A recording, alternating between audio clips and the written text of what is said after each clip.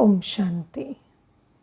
We are the children of the Master Bestower, and we have all rights on Baba.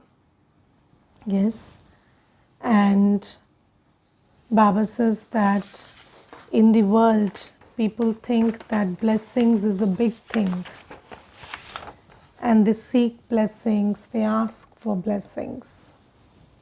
But Baba says we receive blessings as a birthright, and we are sustained in this Brahmin life through blessings, and we receive blessings at every step. And Baba says whether it is through Baba's drishti or words or through relationship, we always feel we are receiving blessings. So, do you feel that whenever you sit before Baba and in yoga you are receiving Baba's drishti, then do you feel that you are being filled with blessings? Then through the Murli, when you listen to Baba's words, do you feel that in every word Baba is blessing you? And then through relationship, so whenever you connect with the Brahmin family, the instrument, do you feel that Baba is giving you blessings through them? Now you see that it is very interesting that in the world also, if you have a right, you have to claim it. Sometimes you have a right, but you don't claim it. And then you can live like somebody who doesn't have a right, despite being somebody who has a right. Yes, so similarly, you see Baba says that when you're my children, you have a right to being sustained by blessings. You have a right to experience that your life is full of blessings at every step. But it is possible, and I have seen that there are some children of Baba who don't feel like that. Because you see that when Baba says that you claim it as a right when you're my child, so let me ask myself the first question: am I being obedient to Baba as a child? Because the quality of a child is obedience. Yes, so a disobedient child is not a child. So Baba says that when you are my child and you obey whatever Shrimad I am giving you, you live by my directions and Shrimad, then you feel that Baba is blessing you through his drishti, through his words, through his, through relationship. In every which way, Baba is blessing you. I will tell you, I'll share one example. There was this one Mata, and she once, when we went to Madhuban, she was in Gyan for around 2 years. And when we went to Madhuban, at that time the dadis were in good health. And she said, I want to meet Dadi. So then we arranged for a meeting, and there was a group of us who I took that group to Dadi Janki ji. And then everybody took drishti from Dadi. And when everybody was coming out, they were very happy. And this Mata, she was not happy. She had a very confused and frowning and some kind of a strange expression. And then I saw her and I asked her, um, why do you look strange after meeting Dadi? So she said, I don't know, I didn't feel comfortable when Dadi was giving me drishti, and I felt like I'm not comfortable and I wanted to run away from there. So I said, is there something you're hiding? So she said, what do you mean by something that I'm hiding? So I said, something that you're doing which is against Srimad and you're not honest about it. Since I'm your instrument teacher, you have not told me, and you're behaving outwardly like a very good BK, but maybe there are things that you're doing against Srimad which you're not revealing. Is it like that? So she just looked at me, and that was a yes. So then I said, you see, when you go with that guilty heart, and when Dadi is giving you drishti, then it scares you because you're scared that Dadi would see what you're hiding. So this is why you're not feeling how others are feeling. It is about you being a good child or not being a good child. It's not about Dadi's drishti. Dadi is giving you blessings, but you cannot receive the blessings because your own karma is stopping you from having faith that Dadi is giving you blessings. So then she said, what should I do now? So I said, whatever it is, you write it, whatever is being, weighing heavy on your heart, just write it and give it to Baba in the Baba Kamra in the center. And she did that, and then later and then I asked her, once I talked to her, I said, did you pledge to not do it again? Because when you give something to Baba, so you see whether it is your mistakes, whether it is your possessions, whether it is something that you give in a what do you say, in a concrete way. Maybe you give something or some money, or you give a mistake, or you give a weakness.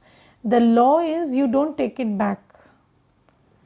So it is not just about the money and the possessions that you give, but it's also about the mistakes and the weaknesses that you give. Once you write it and give it to Baba, then you don't take it back. That's the law.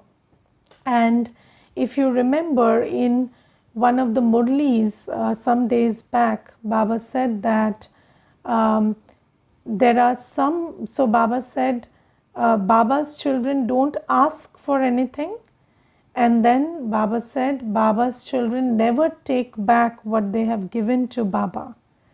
And Baba shared the story of Raja Harishchandra in that Murli, that there is a story about Raja Harishchandra. And how many of you know that story? About, so one or two or three, some know, some don't know. So let me tell you the story. So Raja Harishchandra gave away his everything in a dream. So in his dream, there was, I think it was Rishi Vishwamitra who came to his dream, and in that dream he gave away everything. He donated to Rishi Vishwamitra. And then in the next morning, when the Raja was conducting his sabha, Rishi Vishwamitra appears, and then he says, give me what you have donated. And then, see, it was a dream, but Raja Harishchandra doesn't step back. He knows that this one knows I gave it in the dream. So then he sticks to it and he gives it. So, this is the story about donation. So, whether it is about gross things or whether it is about mistakes or whether it is about weaknesses, you don't take it back, you don't use it again. So, when you give a vice also to Baba, you never take it back, you don't use it ever again. So I told her this law, and then I told her, you must promise that whatever are your weaknesses or whatever disobedience you had or whatever you did against Srimad, you're not going to repeat it. And she did it, and from that day onwards, I saw there was a big shift in her journey. She could feel the blessings that Baba gives. And she once said, Didi, before being honest, I did not even feel the love in your drishti. I never felt that, you are giving me love and blessings through your drishti also.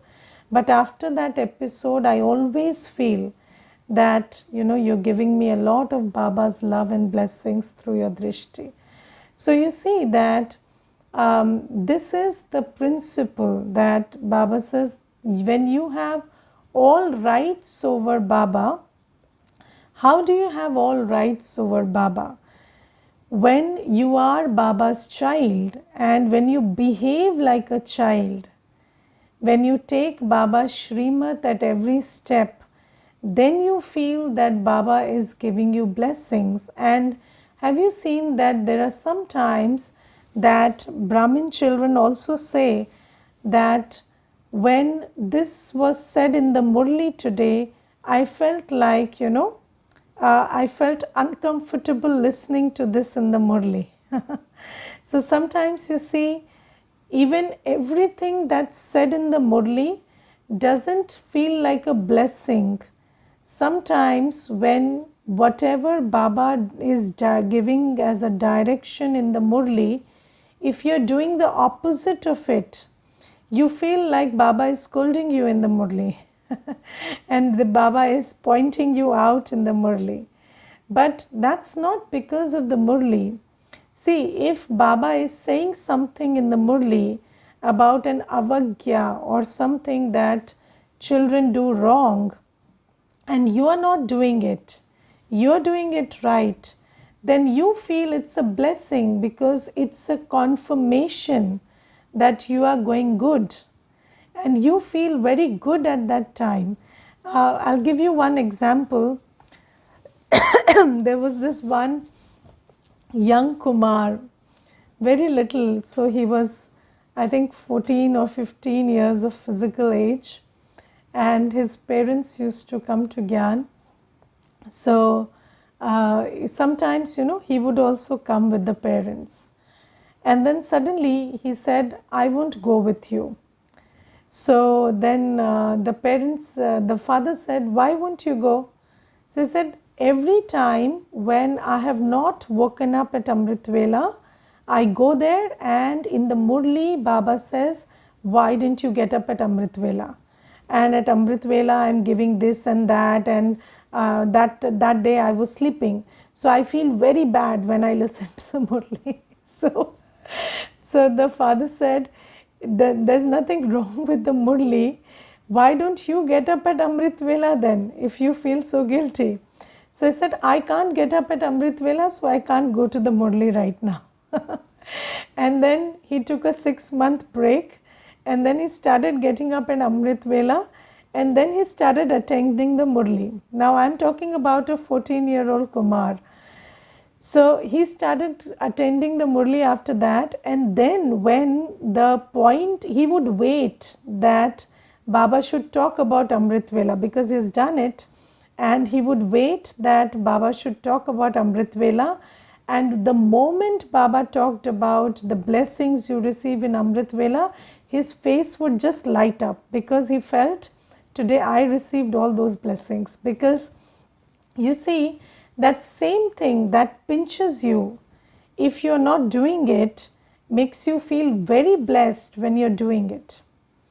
So Baba says that Children who are obedient, children who really do what I say in the Murli, they feel very validated through the Murli.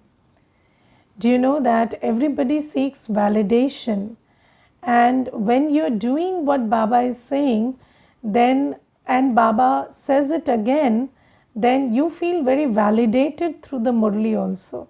And you feel like Baba is giving me a lot of blessings through the Murli because I'm doing it, and Baba must be really happy. And then you see in Sambandh Sampark, when you come into relationship, so you see, if you are a loveful and sahyogi soul, if you are a snehi sahyogi atma, if you are a soul who is who has love for Baba and who is cooperative in Baba's work, then you see that if you are cooperating through body, mind, wealth in Baba's seva, and when you come to Baba's, when you meet the Brahmin family or you meet the Nimit, then you feel like they are all very proud of you and they love you because you have expressed your love through your sneha and sahyog. Yes, because you have that love, and that love is not an idea, that love is a very concrete thing, and you have expressed it through your actions. Because Baba says the sign of love is cooperation. Yes, if you just take an example, if in a Lokik family you keep telling somebody, I love you, I love you, I love you, but when they are thirsty, you don't care whether they drink water. When they are hungry, you're not cooking for them. When they are, you're not taking care in any which way. And then you keep saying, I love you, I love you. It doesn't mean anything. So the sign of love is care and cooperation, always. So Baba says that when you love me, you become a cooperative soul. And when you are a cooperative soul, then you feel like you are somebody who has a right to the love of Baba and to the love of the family, and you feel they love you even if they are not showing it outwardly. You will always feel they love you. But if you are not a cooperative soul, you will always have that doubt about yourself that the family doesn't love you. So this is not about Baba or the family not loving you or not giving you blessings, but you will feel it when you are doing your bit. And I will tell you one incident. There was this one Mata, and there was a big program in Delhi, and I took her to that program, and in the front row I sat, and I took her with me and I made her sit beside me. And after some time, that Mata said, I can't sit here, I'll go back and sit. So I said, why? Why will you sit at the back? You're sitting with me, sit. So she said, no, somebody will, shout at me, or somebody will just ask me to get up. So I said, why will somebody ask you to get up? You're sitting with me. I will tell there, no, that she's with me, she'll sit. So she said, no, I can't sit here, and everybody is looking at me and everybody is making me feel uncomfortable. So I said, no, you are not. So why is that so? Because you see, when you don't have that genuine love for Baba, and when you are not being cooperative with Baba through body, mind and wealth, you also have a doubt about what right do you have. But when you are being cooperative, when you are expressing your love, then you feel that you have a right, and everybody is happy to see you in the front row. And everybody is happy and blessing you in all the contacts and relationships that you're coming with in the Brahmin family. So Baba tells us these secrets, that every child who behaves like a child, and you see, it is the duty of the child to share the responsibility of the parent. And Baba has taken up this big responsibility of creating heaven on earth. And if we are sharing that responsibility, then I feel like I'm a good child. And then through Baba's drishti, words, and through Sambandh Sampark relationships, I feel that I'm always receiving blessings. And this is why you see, even when you talk to BKs in the Brahmin family, everybody has a different experience. Somebody will say, I always feel like Baba is showering his blessings on me. And somebody will say, I don't feel anything. But it has got nothing to do with Baba, because Baba says that I'm always showering my blessings and love on you children. But you have to become eligible of those blessings and love by behaving like an obedient child. And only then can you feel that you receive it. So this is something that Baba talks about today. And then Baba always tells us that we are those who practice unlimited renunciation, behad ka vairagya. And you see that behad ka vairagya or unlimited renunciation is an attitude. And an attitude is always a product of consciousness.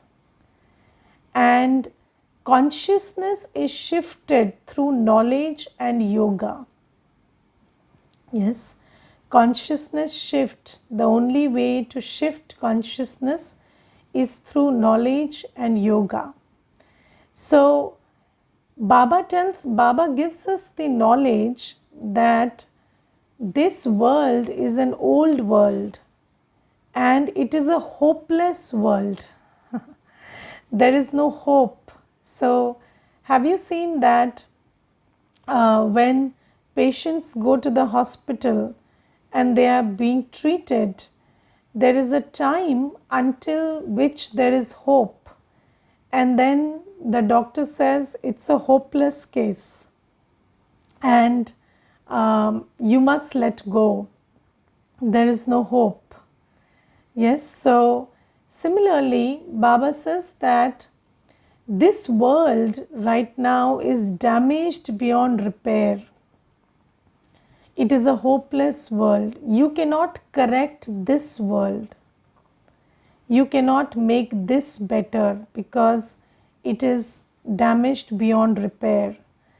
But what you're supposed to do as Baba's children and children of the ocean of knowledge is you live in this world and you create a new world by living in it. So at this time, Baba is giving us all the samagri, all the ingredients through which we can create a new world. And Baba says that when you understand this very well, that there is no point spending all your time, energy, thought in repairing this old world. Yes, whether it's this old body, old relationships, old world, then you start investing your body, mind, wealth in creating a new world. And Baba says, wherever your body, mind, wealth goes, your buddhi yoga also goes there. Jahan hamara dhan hoga, wahan hamara man hoga. So that is the law, yes. So wherever you invest, your buddhi yoga goes there. So Baba says that when you start, so this is a piece of knowledge.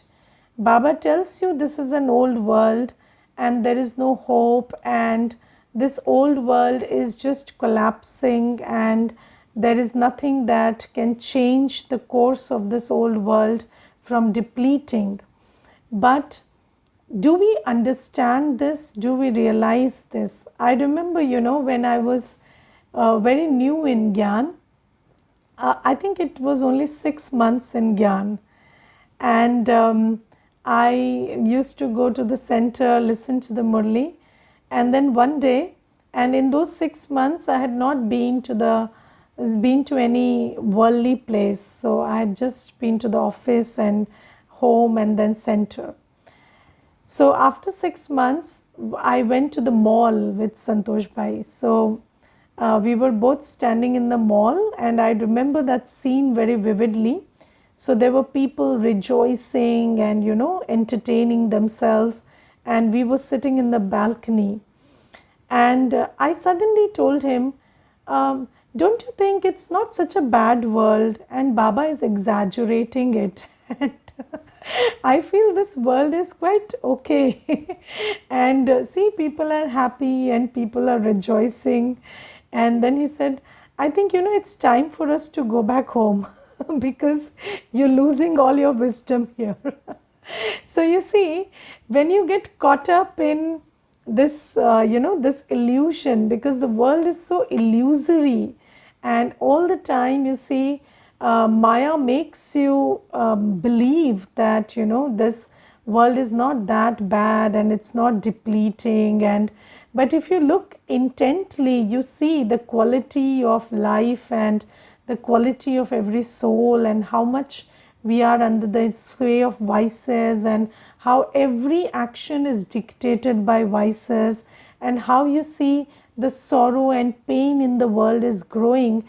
And then you understand that it is actually unsustainable. And Baba tells us that when you realize it, and you only realize it when you are very antarmukhi, when you think deeply about it, when you sit in yoga, you come to that realization. As soon as you take your buddhi outwards and you let it mess up in the old world, then it gets tainted and you don't realize it. And Baba says, when you deeply realize this, that this is an old world, hopeless world, and it's not going to get any better, and I must invest whatever I have in the creation of the new world and the creation of a new me. So I must create the best version of myself, and I must work towards the creation of Satyug. When you realize this, then your Buddhi Yoga, despite you living in this old world, you are like this person who is in here but not off here.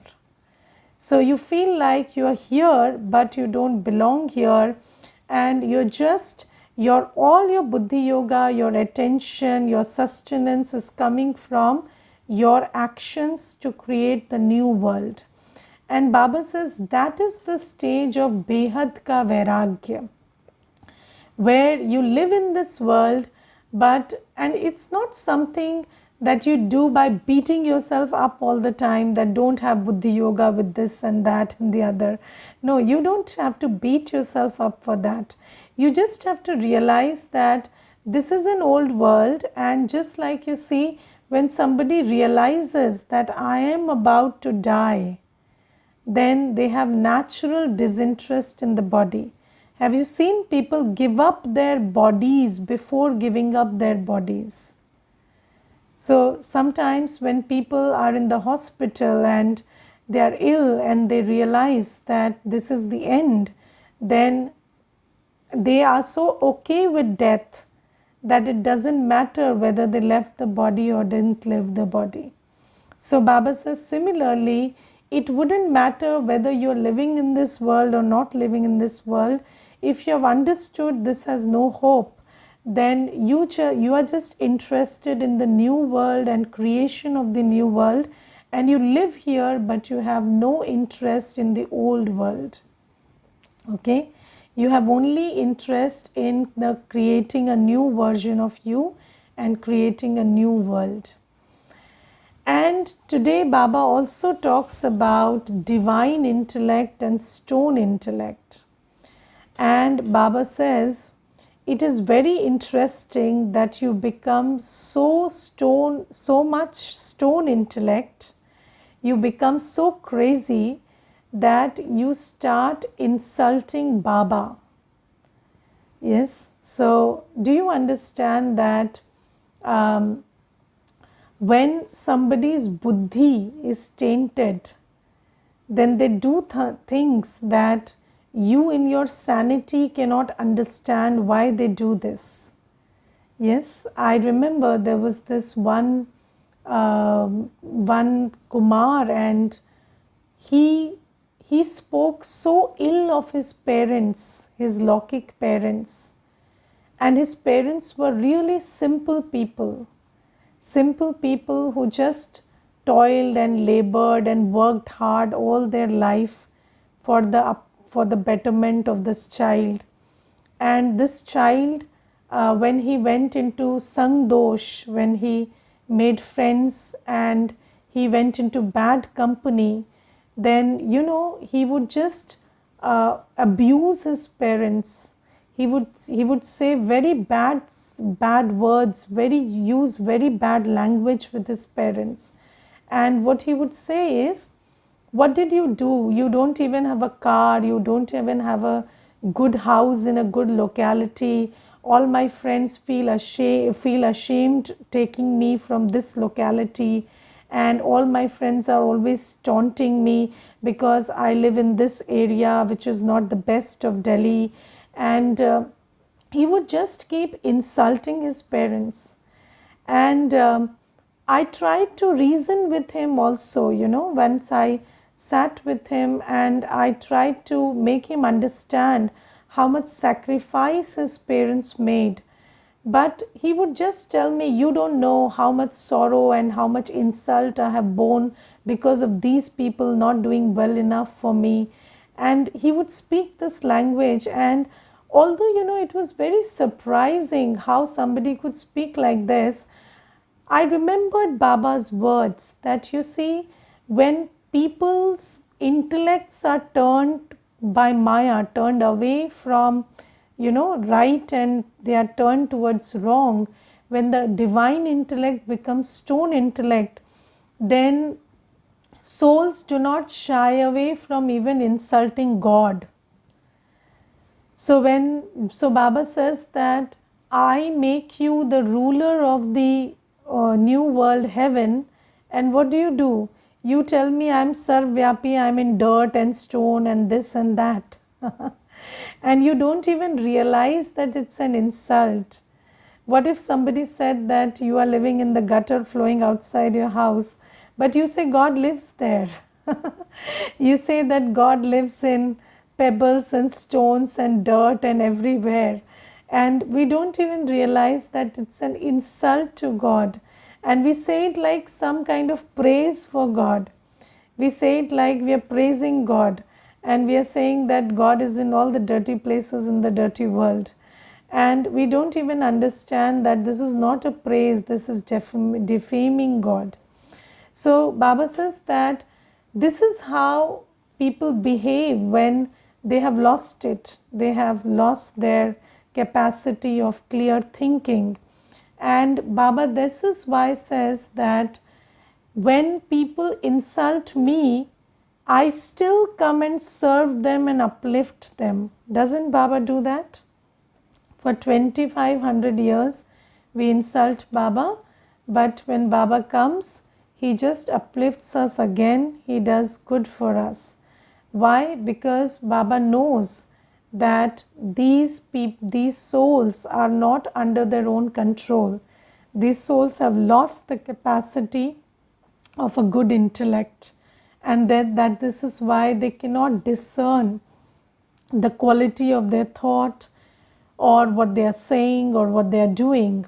And by doing this, Baba teaches us that when somebody insults you also, don't take it personally. Know that this person has lost it, and when they lose it, they behave like this. And this is how it works. And it happens everywhere. It happens even with Baba's children. When they come, they take sustenance, but sometimes Maya will just sway their buddhi, and when their buddhi gets swayed, they talk ill about the center, the teacher. They do this stuff also. So why do they do this? Because the buddhi is no more functioning properly. And Baba, this is why says that even if you encounter such a situation, what do? You don't take it personally. You understand that the soul is under the sway of Maya, and then you have to serve them, because you see, even if you want them to realize, they cannot realize their mistake if they are in the same consciousness. And only if you serve them and you bring them to a place of higher consciousness, you serve them with your good wishes, good feelings, you serve them by making them, listen to Murli every day, make them have good yoga through your good palna. And if you do that, maybe the stone intellect will again change into a divine intellect, and they might realize and change it. But if you try to reason with them, or if you try to tell them you're wrong, they are not going to understand it, because understanding is an aspect of the buddhi. And when the buddhi is not functioning well, then how can somebody understand? And when you want the buddhi to discern and decide well, you have to first give them the palna, give them the sustenance which will help them overcome that stone intellect and turn it into divine. So this is why Baba says, anybody insults you, you understand they are not in their control, it's not their fault, and you serve them anyway, and only then can they in the future maybe realize that they did something which they shouldn't have done. Okay, Om Shanti.